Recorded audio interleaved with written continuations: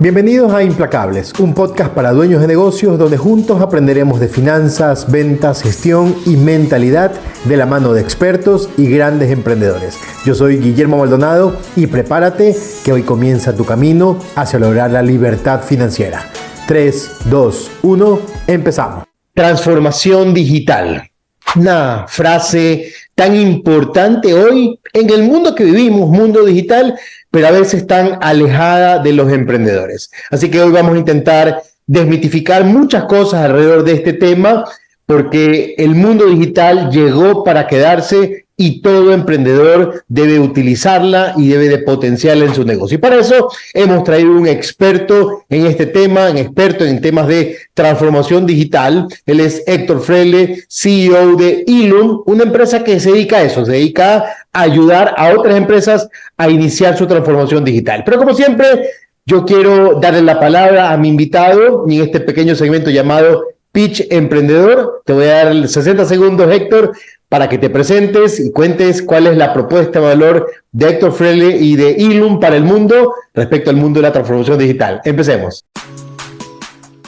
No, muchísimas gracias, Guillermo. La verdad es que es un honor estar aquí en este podcast. ¿Qué es Ilum? Ilum es una empresa de consultoría, servicios e implementación de proyectos de transformación digital. Nosotros partimos del entendimiento de la estrategia de los negocios de nuestros clientes y con base a eso armamos un plan de proyectos basado en soluciones digitales que posteriormente ayudamos a implementar y después ayudamos a operar. Tenemos una práctica de servicios de outsourcing bastante robusta, con la cual nosotros aseguramos una implementación de un proceso de transformación digital end-to-end, desde pensarlo hasta implementarlo y posteriormente operarlo. Así nosotros le damos la tranquilidad a nuestros clientes de que pueden estar respaldados con capacidades de alta especialidad. Fabuloso, cumpliendo la regla, menos de 60 segundos. Y quiero adicionarle que Ilum es una empresa que tiene relativamente poco tiempo en el mercado y ya hoy tiene más de 80 personas enfocadas en ayudar a otras empresas. Pero empecemos con lo más importante, Héctor. Tú en tu portafolio tienes muy grandes empresas y también tienes empresas medianas y pequeñas. Desde tu punto de vista, ¿cuál crees tú que es la diferencia radical entre una gran empresa y una pequeña empresa frente a este mundo digital? Yo creo que es el atreverse. Creo que las circunstancias, guardando las distancias de tamaño, son muy parecidas. Los problemas a resolver son muy parecidos desde el punto de vista de procesos organizacionales. El tema es que la empresa grande, que está acostumbrada a manejar proyectos de alto impacto y de transformación organizacional inclusive, está acostumbrada a poder invertir en este tipo de proyectos y está acostumbrado a poder implementar tecnología ya desde hace algún tiempo. La empresa más pequeña es más cuidadosa, más temerosa, a pesar de que sí cree que la herramienta los puede ayudar. Entonces creo que si lo evaluamos bien, es un tema de poder concientizar que el cambio es válido y que está accesible tanto para las grandes como para las pequeñas empresas. Tú hablabas de atreverse. ¿Cuál es el primer estado mental que debe tener un emprendedor para dar ese paso de atreverse? Primero, autoconocerse. O sea, una empresa que no tiene claro cómo funciona, cuáles son sus fortalezas, sus debilidades, su modelo de operación de negocio, más allá de la visión de negocio que se pueda tener, es cómo funciona internamente. Es muy difícil que sepa qué tipo de tecnología se puede atrever a implementar. Y ahí es donde muchas veces el emprendedor o el dueño de empresas pymes caen en el tema que yo llamo novelería tecnológica, que es, mi vecino lo hizo de esta manera, yo también lo puedo hacer. Fulano, mi competencia, compró tal herramienta, yo también la puedo implementar. Y eso no es real, porque cada empresa tiene sus propias características, sus propias problemáticas, su propia cultura, y no siempre todas las herramientas sirven para todas las empresas. Entonces, yo siempre parto, cuando las conversaciones con todos mis clientes es, ¿cómo nos conocemos? Te ayudamos a conocer. Entonces, el diagnóstico inicial es fundamental para saber cuáles son las capacidades actuales y cuáles son las que se quieren desarrollar a través de un proceso tecnológico. Hablemos de mitos. Yo, de las estadísticas, siempre me remito a datos. Hay un estudio del Monitor Global de Emprendimiento que dice que los emprendedores en casi 90% piensan que están atrasados tecnológicamente. Y ya profundizando, hay tres grandes causas. Primero, un poco de desconocimiento. Segundo, piensan que es muy cara la tecnología. Y tercero, piensan que es difícil. Lo primero, creo que el desconocimiento ya lo has resuelto, hay que resolverlo con atrevimiento, con curiosidad. Segundo, hablemos de precio. Hay teorías que dicen que la tecnología va bajando de precio cada cierto tiempo. El primer teléfono celular, un Motorola, ya por los años 80, costaba $3,995. Hoy encuentras un celular en $50. Ese es un simple ejemplo para entender que la tecnología baja de precio por muchos motivos, economía de escala, etc. ¿Cómo desmitificamos eso, más allá de estos ejemplos? ¿Cómo le rompemos esos mitos a los emprendedores para entender que hoy no es tan cara la tecnología? Mira, eso es una excelente pregunta, porque lastimosamente en nuestro mercado ecuatoriano, a diferencia, no vayamos tan lejos de nuestros vecinos, Colombia y Perú, el tema de evolución digital está un poquito más atrás y no es porque no hayan los recursos, no es porque no hayan las herramientas o no tengamos el acceso.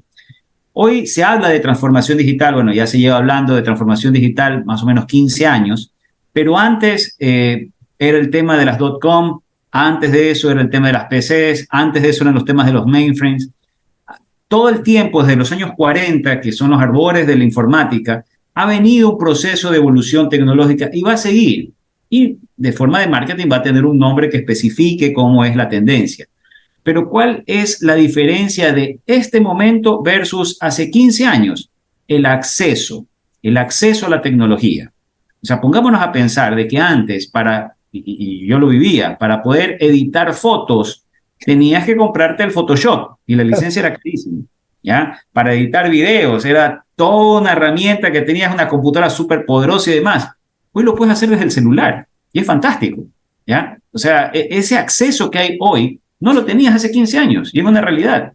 Si eso lo trasladamos al mundo corporativo, en la categoría de pequeñas y medianas empresas, hay un montón de herramientas que pueden solventar necesidades muy específicas del negocio, que evolutivamente pueden ir creciendo y que pueden ayudar a que la compañía funcione mejor. Ahí se necesita estar informado. Y ahí voy a tocar otro punto que es muy importante, que es el perfil del nuevo CEO que se necesita para las organizaciones, ¿ya? Ya no solo basta conocer el negocio. Si tienes una empresa de producción, no sé, de cualquier cosa, de tazas, ¿ya? No solamente sirve el saber producir la taza, sino también tienes que ser un CEO digital. Y es un cambio de mindset. ¿Por qué? Porque me exige ahora que yo tengo que estar preparado en otras habilidades que quizás no son naturales para mí, ¿ya? Yo tengo un cliente que dice, allá esa ciencia oscura que es la tecnología, ¿ya? Mira, claro.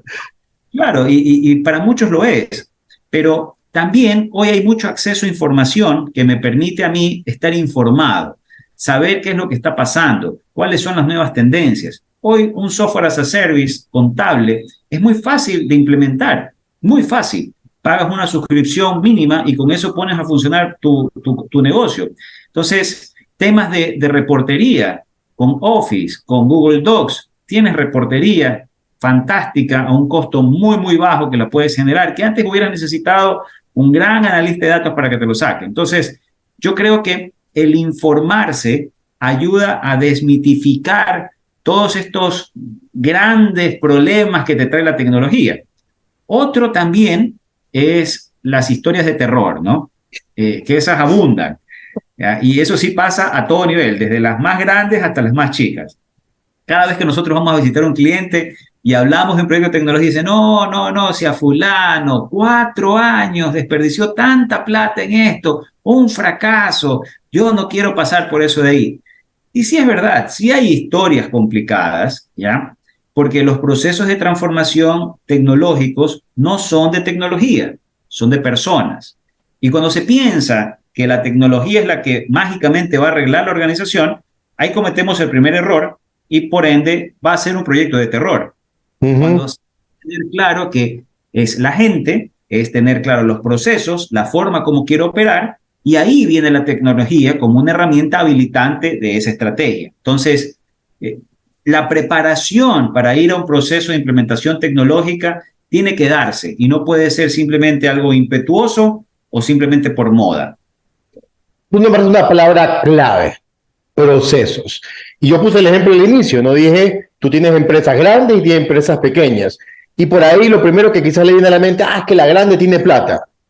Puede ser que tenga plata, pero tiene algo también que es oculto, que no es visible, pero que es clave y la diferencia de una pequeña, que son los procesos. Una empresa grande tiene procesos definidos que probablemente lo han transformado, lo han ido creando durante mucho tiempo, pero hoy están definidos. No siempre dice, ¿no? Una empresa grande administra un modelo de negocio, una empresa pequeña está creando un modelo de negocio. Entonces, una empresa pequeña está creando algo y probablemente está remando para que esto funcione y no tiene los procesos definidos. Entonces, ¿cuál es la importancia, Héctor, de antes de entrar a un proceso de transformación digital que va a exponenciar lo que ya existe, hacer procesos? Mira, el tema de procesos, como tú bien lo dices, las empresas grandes ya lo han vivido, de alguna u otra manera lo tienen. Que te puede sorprender que también hay grandes corporaciones que no tienen escrito nada. No des nombres, no des nombres. Eso también puede pasar. Pero para una empresa pequeña y mediana, ¿ya? El esfuerzo de construir esos procesos, ¿ya? Es grande. Entonces, yo asistí en marzo a un taller que se hizo en Silicon Valley para startups y todo esto de aquí, ¿ya? Y lo que se decía es, claro, ¿yo qué quiero al ser una startup? Es crecimiento, necesito crecer. ¿Ya? Y muchas veces ese crecimiento sacrifica cierto orden, ¿ya?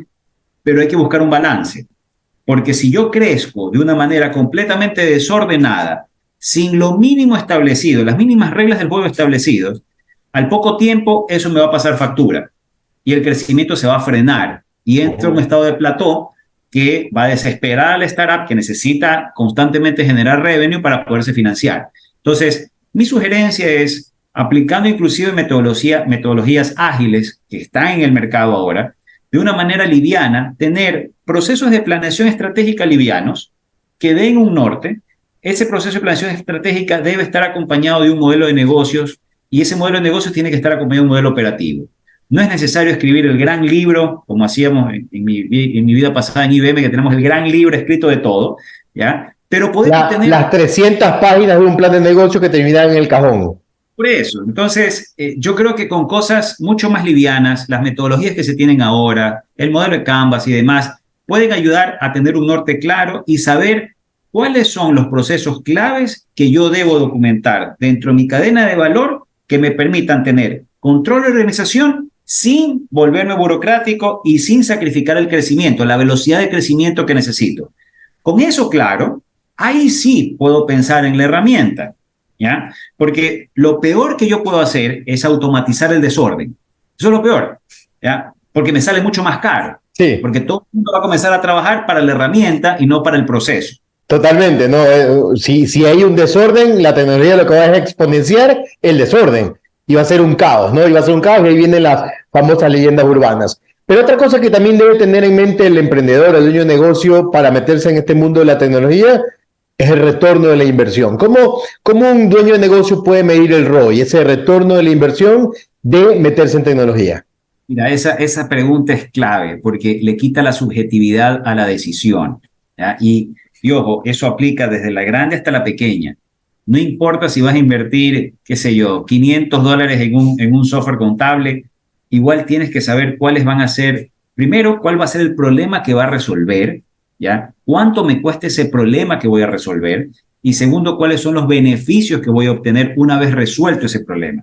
Y eso sí se lo puede tangibilizar, ¿ya? Y es súper necesario. Y fíjate que es tan necesario no solamente para la tranquilidad del dueño, sino también para los colaboradores, porque es un esfuerzo. El colaborador necesita saber que está trabajando en ese esfuerzo adicional de implementar un sistema, que está trabajando para algo mejor. No es una mochila enorme adicional que se le pone al trabajo diario, que ya de por sí en una empresa pequeña es complicado, porque muchas personas tienen diferentes sombreros que están trabajando en la empresa, porque así es una empresa pequeña. Nosotros cuando recién arrancamos, ¿ya? Éramos, ¿qué? 5 personas y hacíamos de todo, ¿ya? Así hay que hacer al principio. Y así hay que hacer al principio. Y fíjate, hoy que somos 80, ya la compañía exige un tipo de organización diferente, una estructura organizacional diferente, procesos y políticas diferentes, que la gente tiene claro, debe tener claro cuál es su campo de acción. Y ese campo de acción, ¿cómo lo podemos automatizar? Entonces, yo sí creo que es importantísimo tener ese mindset de organización, de cómo yo lo puedo evolucionar. Hay un libro fantástico que se llama The E-Myth, que habla mucho sobre el tema de construir tu negocio como si fuera una franquicia, no importa el tamaño que tenga, ¿ya? Y cómo ese modelo operativo yo lo puedo replicar fácilmente para poder tener un crecimiento. Y créeme que nosotros de alguna u otra manera estamos aplicando eso acá con metodologías ágiles para tener un tipo de planeación y modelo operativo más liviano y de cierta manera nos está dando resultados porque nos permite ya poder responder a una organización de una manera más ordenada, ¿no?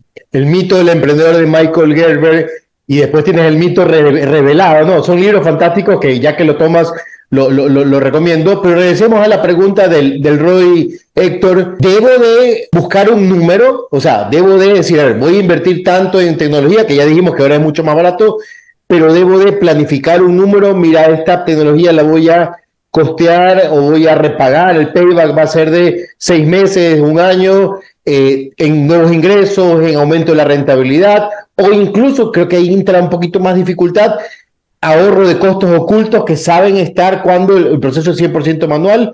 ¿Eso es parte del proceso para motivarte más, buscar un rollo, un número para invertir? Totalmente, totalmente. Yo creo que si me quito el sombrero informático que tengo y ya lo veo desde el punto de vista financiero, lo más atractivo para mí para tomar una decisión de cambio de sistema o de implementación de sistemas va por el retorno de inversión, ¿ya? Hoy nosotros manejamos un sistema contable software as a service, que nos ha servido hasta ahora, pero ya la compañía con los diferentes proyectos, temas de costeo y demás, ya se vuelve más complejo. Y ya hoy estamos pensando nosotros dentro de nuestra organización, ¿ya? Migrar de ese sistema software as a service a otro más robusto. Claro, el análisis no es técnico, el análisis es netamente, ok, ¿cuánto necesitamos invertir? Tanto. ¿Cómo se va a recuperar esto? En tanto. ¿Qué problemas va a resolver? ¿Cómo nos vuelve eficiente el tema de no crecer en costos fijos de personal, sino automatizar esas actividades que hoy me voy a llenar de un montón de asistentes para poder controlar, cuadrar, hacer información de costeos y demás, que es totalmente ineficiente y que al final tienden al error? Entonces, hoy el trabajo que tiene nuestra coordinadora administrativa financiera dentro de la compañía es demostrarnos cuál va a ser el beneficio de cambiar de nuestro sencillito software as a service contable a un sistema un poquito más robusto. Y ojo, lo hacemos nosotros, que somos una empresa de 80 colaboradores, que tiene 6 años, y yo creo que esa regla tiene que aplicar para todo tipo de empresa, desde las grandes hasta las pequeñas. Pero mira, ¿no? Empiezas, no con algo básico, pero con un SaaS que te permite tener costos muy bajos, mucha flexibilidad, pero va subiendo a medida que la demanda lo exija. No quieres ir de golpe a lo más alto que probablemente es impagable cuando tú recién empiezas y no tienes clientes. Claro, es que fíjate, eso es un muy buen punto. A veces la emoción del emprendedor, ¿no? Y dice, quiero tener todos los juguetes y ser la mejor empresa y salir al mercado con todo, ya te puede llevar a decir, no, voy a implementar voy a implementar SAP, voy a implementar Dynamics. Claro, son 5 personas, ¿ya? Y te gastas un montón de plata en licencias y en implementación, pero más allá de eso, de que tengas la plata, el tema es que esas 5 personas lidiar con un sistema tan robusto, tan completo, con tantos controles, es muy pesado para la organización, ¿ya? Entonces, en tu evolución tienes que saber, por eso yo hablaba al principio de conocerte. ¿En qué estatus estoy yo como organización?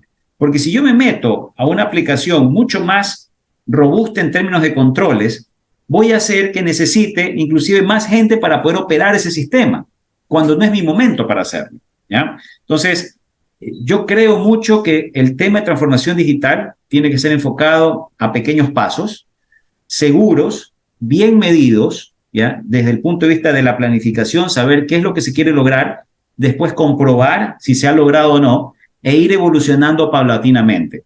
No puede ser un electroshock que le metes a la organización porque la mata. Electroshock. Hablemos de la velocidad, porque el electroshock es golpe a la vena. Velocidad. Hoy que estamos grabando este podcast, hay una herramienta que salió hace menos de 9 meses llamada ChatGPT, que revolucionó el mundo de la interacción con una máquina. Yo creo que es el ejemplo más visible de cómo acercar algo tan lejano como la inteligencia artificial al celular de una persona. Y hoy, quienes la estamos utilizando, estamos sacándole un montón de provecho, pero todavía hay un montón de gente que no. Pero así como sale ChatGPT, también salió un montón de plataformas, Midjourney, etcétera, para crear videos, para crear imágenes, para crear... Entonces ya de repente uno se abomba que hay tanto, pero ese es el mundo que vivimos. Entonces hablemos un poquito de la velocidad. No tomar una decisión de, como dijimos la primera palabra que usaste, atreverse, a ser curioso, a empezar a intentar incorporar estas cosas. ¿Qué puede pasar? O sea, mi competencia se va a adelantar y hay tantas cosas que si yo me quedo atrás, la velocidad me va a matar. Eso es súper importante. O sea, el mundo está cambiando mucho más rápido que antes, ¿ya? La tecnología nos empuja a que nos trepemos en un tren bala. Antes era un tren a vapor. ¿Ya? Entonces, si no nos trepamos ese tren, nos vamos a quedar. Pero, nuevamente, treparse ese tren y aprovechar estas herramientas, no por novelería, sino porque realmente la organización lo necesita, ¿ya? Y para eso hay que informarse bien. En este evento de Silicon Valley que te mencionaba, se habló mucho del tema de ChatGPT, porque justo estaban sacando la nueva versión y todo eso, eso fue en marzo. ¿Qué es lo que decían? ChatGPT va a reemplazar a la gente en sus trabajos, que sí que no. No, lo que va a hacer es una evolución de que el trabajo operativo, las personas que se dedican al trabajo operativo deben evolucionar a un trabajo mucho más analítico. Estas herramientas todavía no reemplazan el criterio humano. Entonces, ¿dónde tiene que apostar un CEO de una empresa pequeña? Tengo que aprovechar una inteligencia artificial como ChatGPT o un Copilot de Microsoft, que es fantástico también, para poder ser mucho más eficiente. Hacer que el trabajo operativo, que antes me tomaba un montón, hacer la presentación, el resumen que tenías que ver al cielo e inspirarte para hacer todo el trabajo que tenías que escribir, que ahora simplemente pones los comandos en ChatGPT y te lo hace. Para mí es fantástico, yo le aprovecho un montón, ¿ya? Tienes que aprender eso, tienes que aprenderlo. Y no hay una universidad de ChatGPT, no la hay. Es entrar a internet, comenzar a conocer cuáles son los comandos, ¿ya? Ahora los prompts son la nueva forma de poder entender el uso de la herramienta. Hay una ingeniería en prompts, dicen por ahí, ¿ah? Sí, y poco a poco van a salir carreras alrededor de eso, pero para treparme ese tren y que no me deje fuera, ¿ya? Tengo que yo ser autodidacta y buscarlo, ¿ya? Y tengo que experimentar con estas herramientas y tengo que ver, a ver, por ejemplo, herramientas como Slack, ¿ya? Es fantástico. Una herramienta como Slack, no te digo Teams porque quizás Teams puede ser muy costoso para ciertas organizaciones más pequeñas, ¿ya? Pero son herramientas que me ayudan a organizar el trabajo. Y esas herramientas ya hoy vienen con inteligencia artificial incorporada. Entonces, mucha gente lo utiliza simplemente para hacer llamadas, el Teams, cuando en realidad tienes un montón de herramientas que le puedes sacar provecho para organizar el trabajo, para poder compartir documentos de manera segura, para poder hacer colaboración en línea, no importa dónde estés sentado, y para explotar el motor de inteligencia artificial que tienes detrás. Entonces, ¿quién te va a enseñar eso? Tienes que ser autodidacta, tienes que meterte, tienes que comenzar a investigar, tienes que comenzar a probar la herramienta, tienes que decirle a tu gente que se enganche. Y para que se enganche la gente, tienes que venderle el porqué, ¿ya? Porque, a ver, todo el mundo está ocupado el día a día trabajando, tienes familia, tienes toda la vida compleja que vivimos ahora, pero tienes que decirle, hacia allá vamos, trépate conmigo en ese tren, porque si no te vas a quedar, y ahí sí la tecnología te va a reemplazar. Total, Héctor. Y sabes que quiero poner un ejemplo vital. Yo tengo un peluquero al cual voy hace más de 30 años, de verdad, y él tenía una profesión tradicional. Y un día conversando, tenía un sobrino que hacía algo de desarrollo y él lo que hizo fue pedirle una plataforma para sacar citas. Resulta que clientes como yo nos acordamos que teníamos que cortarnos el pelo a las 11 de la noche, 12 de la noche, y no había dónde llamar para sacar la cita para mañana, para cuando sea, y de repente él lanzó esta plataforma, una página web para simplemente reservar, con un SaaS por detrás, pero no importa, algo sencillito, y resulta que ahora tiene la agenda llena. Porque los clientes como yo, que nos acordamos a las 12 de la noche, nos metemos a la página y reservamos a las 12 de la noche para cuando haya disponible. Y eso le permitió a él liberar a una persona, no la despidió, la persona que hacía recibía las llamadas, la puso a hacer otra función que siempre quería, pero no tenía plata, que era de atender a los clientes. Entonces esa persona se encarga de que los clientes que van, les sirve un cafecito. Por ahí hay uno que tiene una botella de whisky para un par de clientes que le piden whisky. No me pregunte quién, pero eso es, ¿no? Esa herramienta tecnológica le permitió, uno, tener la agenda llena, dos, brindar la experiencia positiva a un cliente que somos despistados y a veces se nos ocurre tener el espacio a esa hora, y tres, dar un beneficio extra a su clientela para lograr. Entonces, creo que el ejemplo cabe perfecto, Héctor, para entender que cualquier empresa, una peluquería, un restaurante, una empresa mediana o grande, este tipo de herramientas sin duda te ayudan. Y son pequeños cambios. O sea, mira algo tan chiquito, cómo puede hacer un cambio exponencial en la organización. ¿Y qué hizo? Conocía muy bien su dolencia, identificó muy bien su problema, identificó muy bien cuál era la solución y se atrevió. Punto clave. Atreverse. Héctor, para finalizar, un último segmento en mi podcast se llama Píldoras Implacables. Te voy a hacer 10 preguntitas cortas porque quiero que sean unas dosis de inspiración y conocimiento para nuestra comunidad. 10 preguntitas que quiero una respuesta de una palabra o máximo una frase. Pregunta número 1. ¿Cuál es tu mayor fuente de inspiración diaria? Mi equipo. ¿Cuál es tu libro de negocios favorito? Es muy viejo, pero fue muy inspirador, Camino al futuro de Bill Gates. Una estrategia clave para superar obstáculos. No desenfocarte. Una herramienta tecnológica imprescindible. El to-do de Microsoft. Un consejo. ¿Cuál es el mejor consejo recibido como emprendedor? No le tengas miedo. Un hábito matutino para empezar el día con energía. Encomendarme a Dios para que todo salga bien. Una lección valiosa que has sacado de un fracaso. Que a veces hay que escuchar a la gente y nutrirse de opiniones de gente que realmente tenga claro la experiencia que la haya vivido antes. Pregunta número 8, consejo para mantenerte motivado. Soñar. 9, un método para equilibrar tu vida personal y profesional. Hacer deporte. Y finalmente, una meta que te propusiste y lograste cumplir. ILU. Excelente, fabuloso. 6 años, 80 empleados y ya generando procesos y productos fuera del país. Espectacular. Héctor, realmente fue un gusto haber tenido esta conversación tan dinámica, tan interesante y tan importante para los emprendedores. Un mensaje final para nuestra comunidad del Club de Emprendedores. No, la verdad es que para mí estar aquí contigo es un verdadero privilegio y te agradezco nuevamente por la invitación. Hay que atreverse, hay que hacerlo, no hay que posponer el tema. El tiempo pasa volando y crea una insatisfacción enorme y el what if, el preguntarte qué hubiera pasado si, es la peor tortura que un ser humano pueda tener. Yo creo que llega un momento en la vida que hay que tomar la decisión. No soy partidario de tomar decisiones abruptas, sino bien planificadas. Es mi forma de ser. Yo planifico mucho los pasos que voy a seguir, pero al final no importa si planificas, si no tomas la decisión y ejecutas. Y como decimos en nuestra compañía, debes tener pasión por la acción para que las cosas sucedan. Y atreverse. Totalmente, atreverse. Excelente, Héctor. Muchísimas gracias. Estamos en contacto porque sin duda que esto es un campo muy amplio que juntos tenemos que recorrer para ayudar a nuestros emprendedores. Claro que sí. Muchísimas gracias. Gracias, Héctor. Un abrazo. ¿eh? Chao, chao.